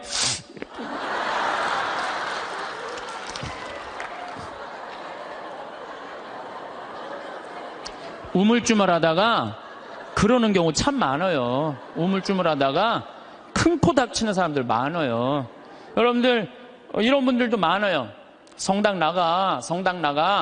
나중에 나갈게. 내가 좀 더 늙으면 나갈게. 그러다가 성당 나가서 회개도 안 하고 정말 하느님 만나지도 않고 그러다가 갑자기 죽는 경우 많아요. 막 게으른 처녀나 내일 가지 그러다가 그 중간에 그냥 시모님한테 병자성사도 못 받고 죽는 사람이나 뭐 달라요? 달릴 게 뭐 있어요? 우리 생태마을에는 이제 그 여름에 환경 피정을 해요. 전국에서 70개 성당이 와요. 그럼 애들이 한 3,000명 정도 와요. 그럼 2월 달에 예약이 끝나요. 그럼 어떤 성당은 2월 달부터 계속 답사 와요. 답사 오고 프로그램 확인하고 선생님, 신부님, 수녀님들이 다 와갖고 궁금한 거 있으면 다 물어봐. 그런 성당들은요 와서 프로그램 잘하고 가요. 근데 어떤 성당은 답사도 안 오고 전화도 안 하고 프로그램 문의도 전화 안 해. 6월달, 7월달 하기 전에 6월달에 오리엔테이션을 해요. 전국에 있는 성당에 다 오라고 그래갖고 하루. 그래서 프로그램 다 답사식. 그것도 안 와. 아무 준비도 안 하고 딱 왔다가 내가 이럴 줄 알았으면 여기 안 왔다고. 그리고 그냥 2박 3일 동안 싸우고 가는 성당들도 있어요. 보면은. 인생에 있어서 준비가 안 돼 있는 사람들은 항상 싸워요. 항상. 보면은 우리 생태마을에도 우리 직원들 이렇게 보면은 야 여기 고추밭에 대 좀 한 100평 좀 전부 다 걷어놔. 저녁에 와보면 안 걷어놨어. 왜 안 걷어놨어? 뭐 태풍이 온다고 그랬다 누가 일을 시켰다 계속 핑계를 대요. 그럼 내가 잘라요. 게으른 사람은 어떻게 했어요? 자르면 또 우린 대개 서울 경기도에서 이제 다 취직을 해갖고 하잖아요. 집에 가갖고는 또 뭐라고 했냐면 그 생태마을 망해야 된다고 그런 데는 꼭 게으른 사람들이 남 핑계를 많이 대요. 마태복음 24장 45절에 보면 충실한 종과 불충실한 종 얘기가 나와요. 주인이 자기 종에게 집안 식솔들에게 제때 양식을 내줬는데 그렇게 하는 슬기로운 종이 있는가 하면은 주인이 늦게 오려니 하고 술 먹고 때리고 이래갖고 주인이 갑자기 어느 날 왔을 때 당황한다 이거죠. 그러니까 여러분들 우리가 인생을 살 때는 항상 부지런해야 돼요. 그러니까 여러분들 앞으로 5년 후에 내가 뭘 할 거다, 10년 후에 뭘 할 거다, 20년 후에 뭘 할 거다, 30년 후에 뭘 할 거다, 이거 계획 서 있어야 돼, 안 서 있어야 돼요? 서 있어야 돼요. 그런데 그냥 아무 계획 없는 분들, 여기 지금 50에 은퇴해갖고 나는 아무 계획이 없다. 그러면은 50에 은퇴하면은 죽어요, 안 죽어요? 그 죽으면 너도 편안하고 나도 편안하고 대한민국 다 편안한데 안 죽어요. 50이 넘어서 100살까지 안 죽는 거. 50년 동안 아무 계획이 없는 사람들은 게으르게 살 수밖에 없어요. 여러분들 우리나라가 지금 100살 이상이 몇 명이냐면 13,400명이에요. 100살 이상이. 근데 더 놀라운 건 뭔지 아세요? 3년 전에 내가 100살 이상 넘은 사람들 조사를 했을 때 몇 명이냐면 2,400명이었어요. 2,400명. 3년 사이에 10,000명이 늘은 거. 10,000명이. 안 죽고 10,000명이 그대로 3년 사이에 10,000명이 늘은 거예요. 지금 90살에서부터 100살까지는 몇 명이냐면 13만 4천 명이 13만 4천 명. 그런데 80살에서부터 90살까지는 몇 명이냐면 97만 명이에요. 97만 명. 근데 70살부터 80살까지 몇 명이 270만 명, 273명. 그래서 65세 이상이 몇 명이 613만 명, 613만. 근데 이분들이 안 죽고 그대로 가는 거 이제. 안 죽고 그대로 가는데 계획이 있어요, 없어요? 계획이 없는 거예요. 이거 큰일이에요. 제가 신학교 때 무슨 세미나를 했느냐면은 30년 전 얘기예요. 신학교 때 무슨 세미나를 했느냐면은 앞으로 주 5일째가 되면은 사람들 성당 안 간다. 토요일 날, 일요일 날 놀러 나가지 성당 안 간다. 그리고 한두 번 놀러 나가다 보면은 특히 천주교는 고해성사 봐야 되고 귀찮으니까 냉담길로 들어선다. 프랑스 예를 들었어요. 프랑스는 신자가 95%인데 미사 참여는 8%밖에 안 돼요. 90%가 성당 안 나가는 거야. 우리 한국 천주교도 그 꼴이 올 거다. 그런 세미나를 했었어요. 그래? 만약에 그렇다면은 내가 신부가 될 때는 나는 이렇게 해야지. 시골에다가 아름다운 데다 집 줘놓고 토요일 날, 일요일 날 클리 놀러 와라. 클리. 놀러 와서 거기서 미사 참여도 하고 교육도 받고 찬양도 해자. 그래갖고 저는 신학생 때부터 생태마을 꾸밀 걸 생각을 했었어요. 그때부터 나는 공부도 하고 책도 읽고, 그래서 신부 되자마자 저는 땅 보러 다녔어요. 돈이 한 푼도 없는데도 30억짜리 50억짜리 땅 보러 다녔어요. 진짜로. 나는 하느님께서 우주를 창조하지. 나는 15,000평을 만드는데 하느님은 우주를 창조했잖아. 우주를 창조하고 뭐라 그랬어요? 보신이 참 좋았다. 첫날도 보신이 참 좋았다. 둘째 날도 보신이 참 좋았다. 셋째 날도 보신이 참 좋았다. 여섯째 날 마지막 인간 만들어 놓고 보신이 참. 나는 그 느낌 아니까. 예. 이게 내가 이제 이 평창 생태마을을 꾸며놓으니까 교우들도 많이 오고, 그랬더니 이제 주교님께서 저를 부르시더니 수원 교구에 15만 평이 있다는 거예요. 여주에. 거기를 생태마을로 꾸미라는 거예요. 그래서 요즘 제가 그 생태마을 꾸미느냐고 진짜 바빠요. 그러니까 그냥 하루가요 금쪽 같아요. 15,000평 꾸미는데 15년 걸렸는데 15만 평 꾸미려면 몇 년이 걸릴 것 같아요. 이제 경험도 있고, 나름대로 이제 역량도 생겼으니까 거기 한 10년 정도는 충분히 꾸밀 것 같아요. 그러니까 저는 60살 때까지 할 일이 줄을 서서 기다리고 있는 거예요. 그러니까 게으를 시간이 없는 거예요, 게으를 시간이. 근데 이번 3월 달에 아프리카 잠비아를 갔는데 80만 평의 농토를 수녀님들이 갖고 있더라고요. 근데 2만 평밖에 안 한 거, 2만 평밖에. 그래서 수녀님 왜 이 넓은 농토를 다 풀밭으로 그냥 황무지로 놔두고 왜 2만 평밖에 농사를 못 짓느냐? 그랬더니 신부님 기계가 아무것도 없는데 손으로 한 사람이 최대한 농사 지을 수 있는 게 1,000평이에요. 1,000평. 거기 한 20명 되는데 20명이 다 줘봐 2만 평밖에 못 하는 거. 기계 살 돈이 없다는 거예요. 그래서 내가 수녀님한테 약속을 했어요. 수녀님, 내가 한국에 가서 포크레인, 트랙터, 경운기 다 사서 보내줄 테니까 걱정하지 말아라. 내가 내년에는 이 80만 평 완전히 농장으로 만들어주겠다. 그렇게 약속을 그냥 하고 왔어요, 제가. 그냥 하고 왔는데, 아니, 여기 딱 한국에 와갖고 제가 강의 때 몇 번 얘기했어요. 좀 도와줬으면 좋겠다. 한 2억 정도면 될 것 같으니까 여러분들 도와줬으면 좋겠다. 근데 교우들이 또 우리 절에 다니시는 분들, 교회 다니시는 분들까지 보내주는 거예요. 근데 3억이 들어왔어. 난 2억이면 되는데 굳이 3억까지 들어와. 3억. 그런데 막상 포크레인을 사고 트랙터를 사고 경운기를 사고 이래 보니까 딱 3억이 드는 거예요. 그러니까 하느님 계산하고 내 계산하고는 달랐던 거예요. 하느님은 3억인데 제가 왜 2억이라고 그럴까? 하느님이 3억을 보내준 거죠. 근데 요즘은 시절이 좋아갖고 택배로 다 가요. 그래서 내가 오늘 인천항에 가서 내일 이제 택배로 가는 거 축성 다 해주고 그리고 왔어요. 그러니까 이제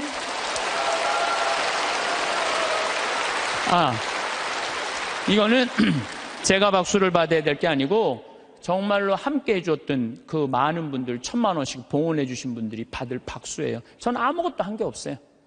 그러니까 이제 거기 가고 이제 80만 평 농토를 꾸미고 거기를 나는 대학까지 해줄 생각이에요. 대학까지. 그 대학까지 만들어주려고 생각을 해보니까 또 한 10년은 내가 그러니까 난 70살 때까지 일이 기다리고 있는 거야. 70살 때까지 우리 신부들이 70에 은퇴하거든요. 근데 은퇴하기 전까지는 나는 일이 기다리고 있는 거예요. 게으르지 않을 수 있는 거죠. 그럼 이제 70살 넘어서는 뭘 할까? 우리 동창 신부들끼리 모여갖고 야, 우리가 70살이면 지금 70에 은퇴하라고 그러는데 70이면 지금 다 아저씨 같잖아요. 그렇죠? 그럼 70에 우리 뭐 할까? 그래갖고 우리 신부들끼리 모여갖고 한 얘기가 그 얘기야. 야, 우리 70 넘으면 있잖아. 적어도 신부 생활 한 30년, 40년 하면은 하느님하고 거의 친하니까 반귀신이다. 반귀신 되니까 우리 커피숍 하자.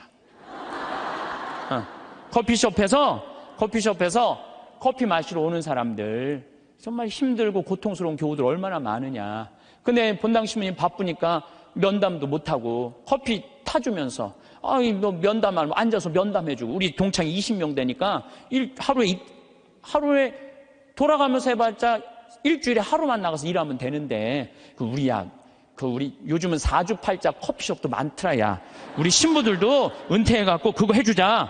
제가 그런 얘기 해요. 우리가 죽을 때까지 계획이 있어야 돼요.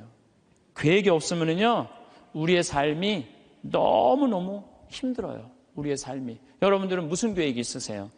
내가 지금 50, 60대 갖고 남은 30년, 40년 어떻게 살 계획 있으세요? 없으세요? 만약에 없다면요, 게으른 처냐고 별반 다를 게 없어요. 지금 바로 지금 다가오고 있어요. 근데 아무 일도 안 하고 있으면 문제가 많은 거예요. 내가 그 요양병원 의사가 나한테 해준 얘기예요. 70살 먹은 딸이 93살 먹은 엄마한테 요양병원에 와갖고 뇌졸중으로 쓰러진 엄마한테 와갖고 밥을 먹이면서 한 숟갈 먹일 때마다 죽어 그러더래요. 그래서 왜 엄마한테 밥을 먹으면서 죽으라고 그러느냐? 그랬더니 70살 먹은 딸이 하는 얘기가, 의사 선생님 내 말 좀 들어보라고, 엄마가 91살 때 뇌졸중으로 쓰러졌다는 거예요. 여러분들 90살 넘으면요, 기력 다 떨어질 때, 그렇죠? 거기에 뇌졸중까지 쓰러지면은 길게 살아야 6개월, 1년이에요. 그래서 자식이 75, 73, 그 다음에 68이라는 거야. 그 자기네들도 자식한테 매달려 사는데 그 90살 먹은 엄마 어떻게 모시냐. 병들은 엄마. 마침 엄마가 7천만 원짜리 전세 살고 있었대. 우리 그 전세 빼갖고 엄마 요양병원에 넣자. 살면 얼마나 살겠느냐. 그래갖고 엄마를 요양병원에 넣은 거예요. 여러분들도 이걸 알아야 돼요. 90살 넘어갖고 요양병원에 들어가잖아요. 그럼 의사들이요, 안 죽여요. 살려내요. 그래갖고 2년 동안 이 할머니가 안 죽은 거야. 그러니까 7천만 원을 다 쓴 거야. 다 쓰고 난 다음에 이제 병원비를 안 내니까 모시고 가라. 그러니까 오빠가 모셔라. 아니다, 나는 받은 거 없다. 네가 더 받지 않았냐. 나는 없다. 서로 이래갖고 원수돼갖고 안 만나는 거야. 70이 넘어서 자식들이. 엄마는 죽지도 않고. 그러니 자식 원수 만들고 91살에 2년 동안 누워서 돈만 축내니 그렇게 살아서 뭐하냐. 그러니 차라리 어떻게 해라? 죽어라. 그래, 죽어. 그러면서 먹이더래요. 이게 여러분들 남의 얘기가 아니에요. 여러분들 얘기예요. 여러분들 우물쭈물하다 내 이럴 줄 알았다. 이 꼴 날 뿐 많아요, 여기. 그냥 아무것도 안 하고, 아무 일도 안 하고. 그래서 저는 여러분들한테 정말 권하고 싶은 거는, 내가 자식들한테 정말 늙어서 구박받기 싫으면 지금 운동해야 돼요. 운동을 하는데 무슨 운동을 했냐면 헬스 해야 돼, 헬스. 헬스장에 다녀야 돼. 나이를 먹으면 먹을수록 헬스장에 다녀요. 미국은요, 헬스장에 다 할머니, 할아버지들이 다 다녀요. 그래갖고 돌아가실 때 6개월 이상 고생하면서 돌아가는 분들이 거의 없대요. 95%가 6개월 이내에 거의 다 돌아가신대요. 근데 우리나라는 치매 걸린 할머니, 할아버지가 거의 58만 명이에요. 58만 명. 610만 명 중에 거의 10%에 달하는 할머니가 똥오줌을 싸고 지금 저 누워 있는 거예요. 그러니 그 가족들이 미쳐요, 안 미쳐요? 미치는 거예요. 그러니까 여러분들도 내가 지금부터 삶의 계획을 잘 짜셔야 돼. 내가 이렇게 살아야 되겠다, 저렇게 살아야 되겠다. 이런 계획이 없으면요, 참 힘들어요. 사도 바오로가 데살로니가 후서 2서 3장 16절에서 15절에 이런 얘기를 해요. 무질서하게 살아가면서 우리에게서 받은 전통을 따르지 않는 형제는 누구든지 멀리 하십시오. 우리는 여러분과 함께 있을 때 무질서하게 살지 않았고 아무에게서도 양식을 거저 얻어먹지 않았으며 오히려 여러분 가운데 누구에게도 폐를 끼치지 않으려고 수고와 고생을 하며 밤낮으로 일하였습니다. 사도 바오로도요, 하느님을 전하면서도 교우들한테 폐 끼치기 싫어갖고 어떻게 밤낮으로 그물 짜는 일을 했다는 거예요. 그물 짜는 일. 사람은요, 일을 해야 돼요. 일 안 하는 사람들이 다 남 탓하고 남 비난하고 이러는 사람들, 일 안 하는 사람들이, 사실 우리는 여러분 곁에 있을 때 일하기 싫어하는 자는 먹지도 말라고 거듭 지시하였습니다. 일하기 싫어하는 사람은 먹지도 말라 이거예요. 그런데 듣자니 여러분 가운데 무질서하게 살아가면서 일은 하지 않고 남의 일에만 참견만 하는 자들이 있다고 합니다. 일 안 하면 할 일이 없는데 뭐 할 것 같아요? 참견하는 거예요. 여러분들 50, 60 넘어갖고 부부싸움 왜 하는 줄 알아요? 남편들하고 부부싸움 왜 하는 줄 알아요? 할 일이 없으니까. 할 일이 없으니까 싸우는 일밖에 없는 거예요. 그냥 아내 뭐 반찬을 왜 이렇게 했느냐, 청소를 이렇게 했냐, 그냥. 그러니까 젊었을 때 그냥 제발 일찍 퇴근하라고 그래도 그냥 일찍 집에도 들어오지 않더니 늙어선 굳이 집에 들어오지 않아도 되는데 그냥 때 따라 철 따라 그냥 그냥 집에 들어와갖고 그냥 일이 없으니까 챙겨내는 게 일이. 그런 사람들에게 우리는 주 예수 그리스도의 이름으로 지시하고 권고합니다. 묵묵히 일하여 자기 양식을 벌어 먹도록 하십시오. 오늘도 내일도 아무 계획이 없거나 일이 없으면 사는 게 지겨워요. 일이 없으면 지겨워요. 우리는 저는 어렸을 때 시골에서 농사 졌어요. 옛날에는요, 다 일해야지 먹고 살았어요. 전 7살 때 벼를 베었어요. 사람들이 믿지 못하겠지만 할머니들은 이해가 할 거예요. 7살 때 벼를 베었어요. 벼를 베고 아버지가 꼭 이 뒤에다가 꼭 볕단을 한 단씩 져줬어요. 그럼 그걸 지고 집에까지 갔었어야 돼. 그 지고 가면 목이 얼마나 따가운지 몰라요. 그래갖고 지금도 기억이 난다니까. 논두렁에 내가 이렇게, 그게 무거우니까 기대고 한 얘기가 있어. 아유, 사는 게 이렇게 힘드네. 이렇게. 그러니까 옛날에는요, 중고등학교, 학교도 못 다녔지만은 옛날에는요, 애들이 10살, 15살 다 일했기 때문에 문제 있는 애들이 없었어요. 근데 요즘은요, 아버지만 일해도 다 먹고 살아. 나머지는 일을 안 해도 돼. 근데 학생은 뭐가 전문이에요? 뭐가 일이에요? 학생한테는 공부가 일이죠. 그런데 여러분들 이걸 알아야 돼요. 대한민국 이 병을 고쳐야 돼요. 애들이요, 중학교 1학년 때까지는 따라가요, 공부를. 근데 중학교 2학년만 되면 못 따라가요. 갑자기 함수, 2원 1차 연립 방정식 이런 게 막 미지수 이런 게 막 나와요. 그러니까 애들이 이해를 못하는 거. 중학교 2학년만 되면은 영어도 막 관계 대명사, 관계 부사. 내가 2학년 교과 과정을 다 이거 강의하는 거 뽑아봤어. 나도 모르는 게 많더라고. 나도 모르는 게. 그러니까 중학교 2학년 애들은요, 몸은 크지 이해는 안 되지. 엄마는 공부하라고 그러지. 학교 가면은 수업 시간에 알아듣는 건 하나도 없지. 신경질이 나요, 안 나요? 그러니까 이 중학교 2학년 애들이 무서운 거예요. 그래서 무서운 거. 얘네들이 얼마 전에도 중학교 2학년 애가 선생님한테 욕을 하고 그냥 신경질 하는데 창문을 깨갖고 그냥 여기 붕대를 감고 왔더라고. 중학교 2학년이요, 무시무시해요. 얼마 전에 미국에서도 중학교 2학년 애 총 쏴서 선생님 죽였잖아요. 북한이 왜 전쟁을 못 일으켜요? 중학교 2학년 애들이 무서워서 전쟁을 못 일으켜요. 얘네들이 무슨 일을 할 줄 몰라갖고. 여러분 혹시 자녀들 중에 중학교 2학년, 걔네들 무서워요. 중학교 2학년 애들. 요즘은 그 운전면허인데도 초보 운전 이거 안 써붙인대잖아요. 차 뒤에다가 중2 타고 있으면 이것만 써붙이면 그냥 아무도 안 건드려. 아무도. 그러니까 중학교 2학년 때부터 어떤 일이 벌어지느냐면은 중학교 2학년, 3학년, 고등학교 1, 3학년 5년 동안 이해 안 되는 상태에서 5년을 학교를 다니는 거예요. 그러니까 이때부터 뭘 하느냐면 게임을 하는 거예요. 이때부터 게임을 하는 거예요. 그건 이해가 되니까. 게임은 이해가 되잖아요. 몇 번만 하고. 그리고 시험은 한 번 못 보면 그걸로 끝나지만 게임은 한 번 실패해도 다음에 다시 기회 줘요, 안 줘요? 머리만 살면 계속 기회를 주잖아요. 그러니까 애들이 게임에 미치는 거예요. 그러니까 5년 동안 게임을 하면은요, 정상적인 애들이 거의 없어요. 근데 독일은요, 딱 7학년제로 해갖고 중학교 2학년 딱 나이 돼갖고 얘가 공부를 이해를 한다. 그럼 인문계 학교로 보내요. 공부를 이해 못한다. 그럼 기술학교로 보내요. 기술학교로. 얘네들은 스트레스 받을 일이 하나도 없는 거야. 우리나라는 이해하는 놈이나 못하는 놈이나 다 고등학교 3학년 때까지 가는 거야. 이제 내일 모레 이제 수능 볼 때까지 다 같이 가는 거야. 수능 볼 때까지. 그러니까 5년 동안 얘네들이 다 학교 폭력에, 왕따에, 자살에 수많은 문제들을 일으키는 거예요. 공부 못하는 애들은요, 학교 가갖고 운동을 하든지 아니면 내가 지금 잠베아에 트럭탑 경운기 포크레인 보내듯이 트럭탑 경운기 포크레인을 배우든지. 그럼요, 걔네들 절대 문제 일으키지 않아요. 일이 없으니까. 학교에 가갖고 일이 없으니까 얼마나 지겹겠어요. 거기다가 그냥 학원 밤까지. 그러니까 애들이 미치는 거예요. 그러니까 요즘 애들이 제정신 있는 애들이 별로 없는 거죠. 그래서 제가 항상 드리는 말씀이 그거예요. 고등학교 3학년 여러분들 자녀들 가운데, 고등학교 3학년 자녀들 가운데 애는 착해. 등치는 산만하고 머리가 안 돌아가. 그런 애들은 우리 생태마을에 취직시키세요. 우리 생태마을에 지금 농장도 10명이 필요하고 주방도 10명이 필요해요. 왜냐하면은 농장에요, 천지가 돈이에요.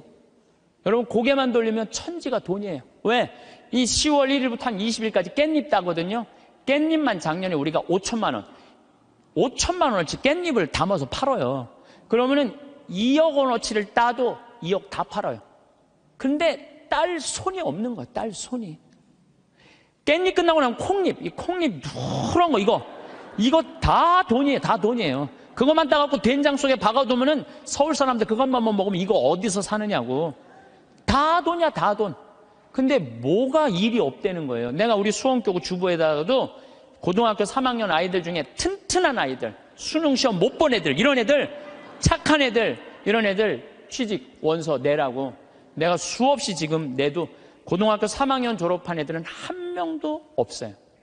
뭐냐면 내 자식만은 농사 안 시키겠다 이거예요.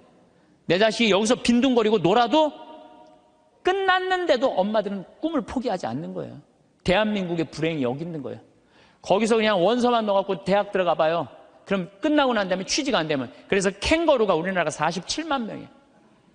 엄마의 그 뱃속에서 25, 30살이 됐는데도 직장을 못 구하고 그냥 집에서 엄마 뱃속에서 그냥 거기서 용돈 받아갖고 쓰는 애들 캥거루가 47만 명이래. 47만 명. 그러니까 그 집들이 다 스트레스 받는 거예요. 죽이느니 원수니 너 같은 걸 낳고 내가 미역국을 끓여 먹은 내가 미친놈이라는 둥 뭐 이런 일들이 벌어지는 거예요. 저는 그래서 이런 생각이 들어요. 지금 시골에 우리가 농민들이 한 350만, 한 360만 정도 되는데 다 70, 80, 90의 나이가. 취직 그 집에 다 테란이에요. 다. 지금 20대들 놀고 집에서 컴퓨터 게임 이거 하는 애들 전부 다 거기 취직시키라는 거예요. 뭐 국가에서 월급도 좀 주고. 그래갖고 앞으로 블루오션은 농업이에요. 농업이 블루오션이에요. 사람이요 일을 해야지 죄를 안 져요. 일하는 사람은요 남 탓할 시간 없어요. 남 핑계 댈 시간 없어요. 일이 막 하는 사람들 하루하루가 금쪽 같은데 남 욕할 시간이 어디 있어. 아무것도 할 일 없는 사람이 대통령부터 저 밑에까지 다 욕하는 거예요. 온갖 거 다 참견하면서 다 일 없는 사람들이 남 욕하는 거지 일 있는 사람은요 남 욕할 시간이 없어요. 그래서 우리가 진짜 무서운 거는 일을 안 하는 거다. 요즘 일하고 싶어도 일자리가 없다고들 하는데 우리나라들 중소기업, 농촌 천지가 일손이 모자라요. 우리 형님도 뭐 큰 형님도 한 40명 정도 공장에서 데리고 일을 하는데 우리나라 아이들은요 일주일만 하면 다 내던지고 간대요. 그러니까 우즈베키스탄, 파키스탄 뭐 이런 데서 방글라데시 얘네들 쓸 수밖에 없다는 거예요. 나도 한번 공장에 가보니까 다 까만 애들이 그냥 눈이 그냥 하얀 애들이 막 이런 애들이 다 일을 하더라고요. 그러면서도 우리는 일자리가 없다고 이러니 이게 얼마나 얼마나 답답하냐 이거예요. 여러분들 섹스피어는 이런 얘기를 해요. 잠자는 거인보다는 부지런한 난장이가 낫다로래. 아무리 능력이 뛰어난 자라도 부지런한 사람은 이길 수가 없어요. 그러니까 여러분들 자녀들 중에 대학을 나왔어. 최고의 교육을 받았어. 근데 일을 안 하면요 아무 소용이 없는 거예요. 고등학교, 중학교 나왔지만 열심히 일하면요 얘네들이 훨씬 낫다는 거예요. 근데 우리나라는 노동의 신성한 가치를 꼭 펜대를 굴려야지 훌륭한 사람이란 이 머릿속에 이 게으름 때문에 대한민국이 죄 속에 드는 거예요. 저는요 무슨 성폭력, 뭐 학교폭력, 뭐 자식이 부모 죽이고 노름하고 게임하고 다 뭐 때문에 일이 없어서 일만 하면요 이런 죄들 싹 없어져. 우리 저기 뭐 농장 직원들이 하는 얘기가 있어요. 해만 지면 잔다는 거예요. 아무 생각 없이 사는 거야. 아무 생각 없이 해만 지면 그냥 밭에 나가서 그냥 일하고 그냥 해만 지면 자고 다음날 일어나고 또 해만 지면 자고 해만 지고 자. 얼마나 좋아요. 근데 아침부터 아무 할 일이 없어. 힘은 흘러 넘치는데 어떻게 했어요? 죄질 수밖에 없는 거죠. 그래서 작은 죄들이 모여서 큰 죄가 되는 거예요. 그래서 첫 번째 우리가 경계해야 되는 건 게으름이에요. 게으름. 여러분들도 레지오를 하든지 연령회를 하든지 호스피스 봉사라든지 헬스라든지 수영장을 다니든지 등산을 다니든지 일을 해야 된다는 거예요. 두 번째 우리가 죄로 가는 길은 뭐냐 하면은 시기심이야. 이거는 다음 주에 하도록 하겠습니다. 예. 성부와 성자와 성령의 이름으로 아멘. 영광이 성부와 성자와 성령께 성부와 성자와 성령의 이름으로 아멘. 네, 감사합니다.